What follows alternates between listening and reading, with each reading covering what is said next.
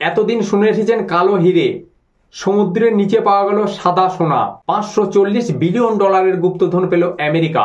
সেটা কোথায়? খোঁজ নিয়ে জানা গেল ক্যালিফোর্নিয়ার সাল্টন সাগরের ঘোলাটে জলের একবারে তলদেশে। এই বহু মূল্যবান সম্পদ আবিষ্কার করেছেন আমেরিকার একদল বিজ্ঞানী। সম্প্রতি অতল সাগরে সাদা সোনা নামক যে লিথিয়াম পাওয়া গিয়েছে, তা আগামী দিনে প্রতিবেশী দেশগুলির ওপর আমেরিকার নির্ভরতা কমবে। দক্ষিণ ক্যালিফোর্নিয়ার ইম্পেরিয়াল কাউন্টির সাল্টন সাগরের তলদেশে লিথিয়াম আবিষ্কার করাটা বিজ্ঞানীদের জন্য যথেষ্ট চ্যালেঞ্জিং ছিল।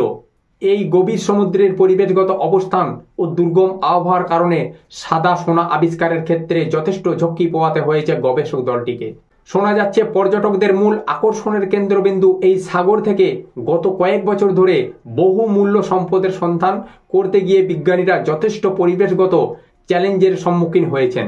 এই বিপুল পরিমাণ সম্পদ উত্তোলনের ক্ষেত্রে চ্যালেঞ্জের মুখে পড়তে হতে পারে বিজ্ঞানীদের। বিপুল পরিমাণ লিথিয়াম আমেরিকান জ্বালানি বিভাগের অর্থায়নের ক্ষেত্রে পরিচালিত সাম্প্রতিক একটি গবেষণায় দাবি করা হয়েছে, ক্যালিফোর্নিয়ার সাল্টন সাগরের নিচে যে লিথিয়াম জমা রয়েছে তা বিশ্বের বৃহত্তম লিথিয়াম ভান্ডারগুলির মধ্যে একটি।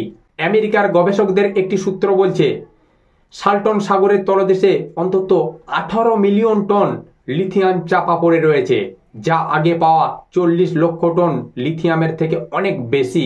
লিথিয়ামের ব্যবহার সম্পর্কে বর্তমানে প্রায় সকলেই অবগত। এই মূল্যবান পদার্থটি মূলত বৈদ্যুতিক যানবাহনের ব্যাটারি তৈরিতে কাজে লাগে। এই লিথিয়ামের জোরেই বিশ্বব্যাপী ইভি যানবাহনের বাজার রমরমিয়ে চলছে।